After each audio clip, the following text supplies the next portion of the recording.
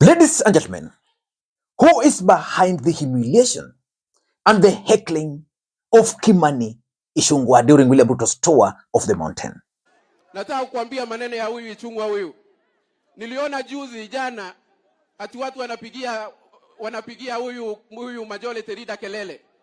Your Excellency, huyu majority huyu akishika biashara yako pale bungeni, this is a machine. Akisema isonge inasonganga pale bunge kusonga. Tunataka kuambia Ichungwa aendelee na kazi. Wangapi wanasema Ichungwa aendelee na kazi? At the end of this video, you'll be able to know the person behind the heckling and the humiliation of Kimani Ichungwa. Because there is no way Kimani Ichungwa can be targeted from Laikipia, Nyeri, Kirinyaga, Meru, Tharaka, and even his own county of Kiambu. Nataka nikuambie ile kazi umetuambia ya Kiambu, out of the housing fund, ile pesa tumeweka Kiambu is a total of 46 billion. Yenye inafanya kazi hapa Kiambu, na tunakushukuru na tunakuambia uendelee na hiyo kazi. Kazi ya kelele isikuweke uoga hata kidogo, sababu ile kazi tulikupea ni hiyo ya maendeleo. Asante, Mungu akubariki. So the question is, who is behind the heckling of Kimani Ichungwa? And just like I've been explaining to you guys on this platform, in politics, nothing happens out of mere coincidence.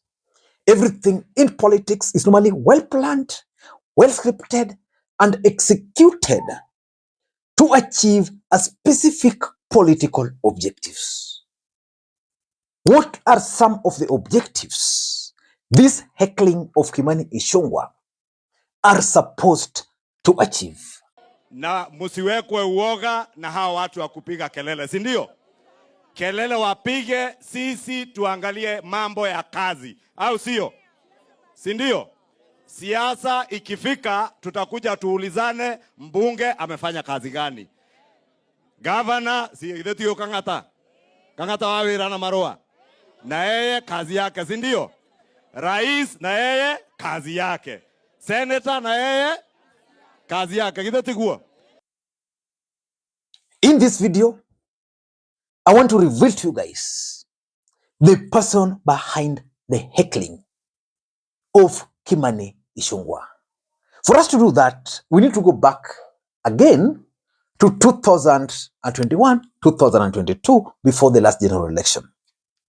William Ruto made his mind that his deputy president, or his running mate for that matter, was going to come from the mountain.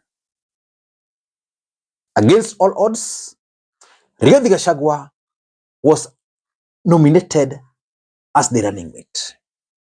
But William Ruto did not trust Rigathi Gachagua from the onset. So when he formed his government, William Ruto created checkmates for Rigathi Gachagua. Kimani Ichungwa was appointed as the majority leader, and I'm going to explain why. Moses Kuria was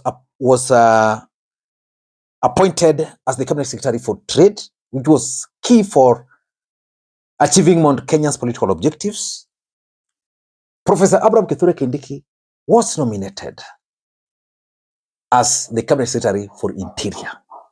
And of course, Ndindi Nyoro was also nominated as the chair of the budget committee. And for those who've been following this channel, and that's why I keep on asking you guys to subscribe, I've always explained why William Ruto did that.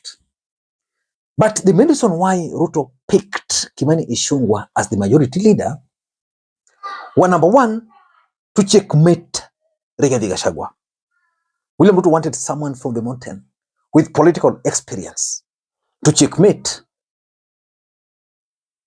Rigathi Gachagua. That man was none other than Kimani Ichungwa. The second reason why Kimani Ichungwa was nominated as the majority leader was because William Ruto wanted to provide Kimani Ichungwa with a platform which he could then use to manage the politics in the mountain, especially in terms of managing Rigathi Gachagua, because we had Rigathi Gachagua, the deputy president, dealing with the executive. At the legislature, he had Kimani Ichungwa. So assuming there's an event, Kimani Ichungwa, by virtue of being the majority leader, will always get a chance to speak. And that's exactly what William Ruto wanted to do. But the biggest question now, on the 5th tour of William Ruto's visit to the mountain, the question is, who is behind the heckling of Kimani Ichungwa? Before we get into all those details, for those who are watching this channel for the first time, please take a second or two, click that subscribe button so that next time we produce a video like this, YouTube will automatically notify you. And to the subscribers, I want to continue thanking you guys for your continued support. Because without that support, this channel cannot be where it is. Ladies and gentlemen, without any further ado, allow me to dive in. But again, before I dive in, allow me to also take this opportunity to introduce you guys to Carotex Computers. If you are looking for reliable quality computers and accessories, then Carotex Computers is the place to go.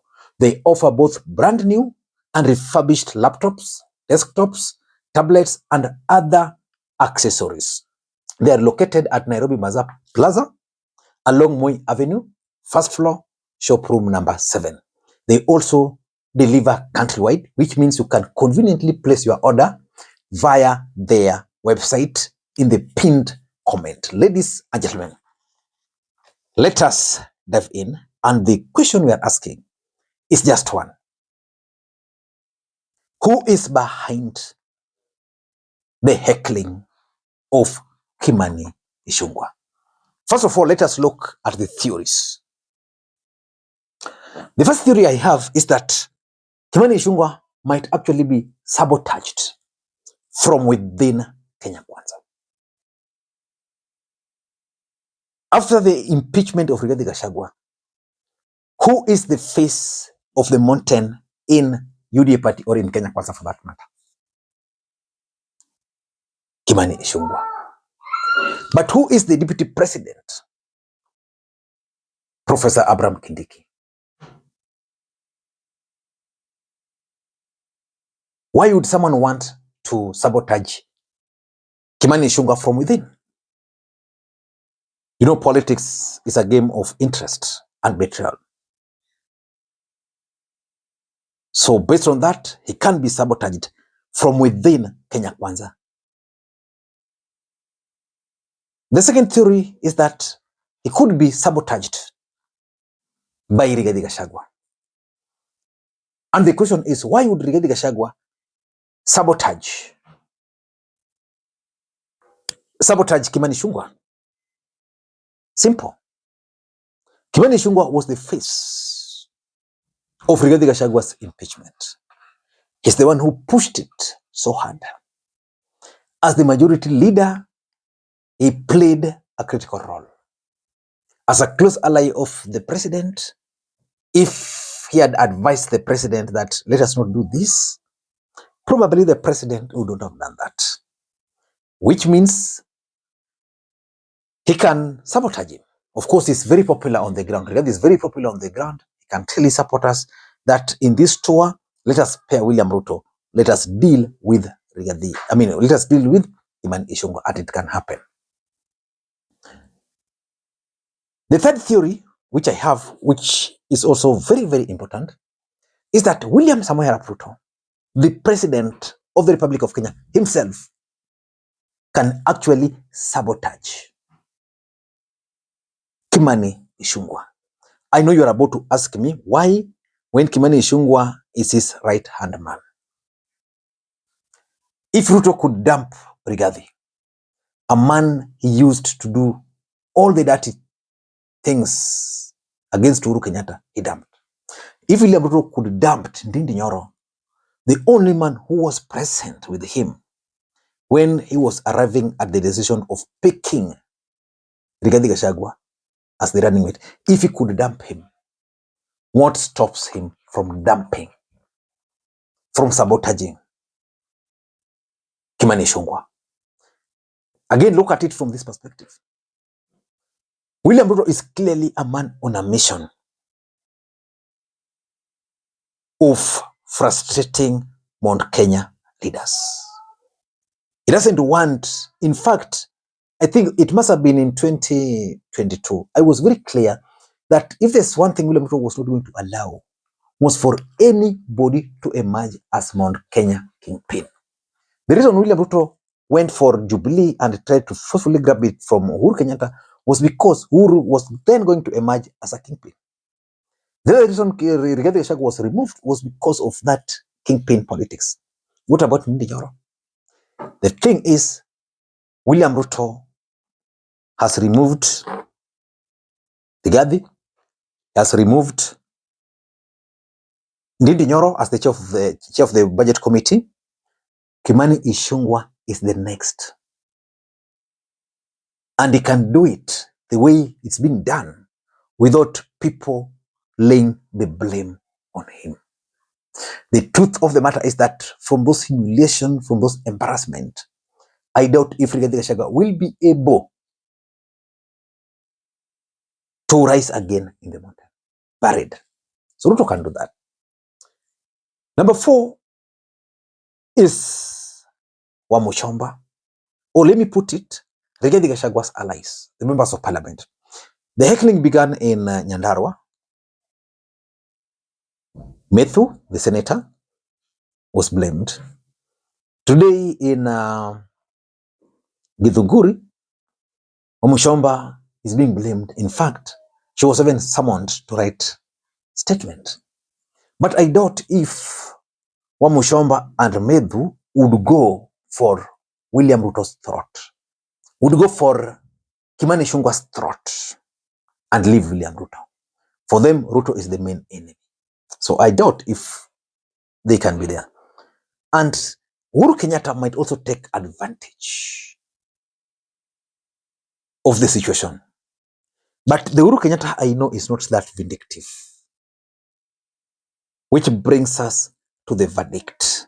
Who is behind the humiliation of Kimani Ichungwa during William Ruto's tour of the mountain?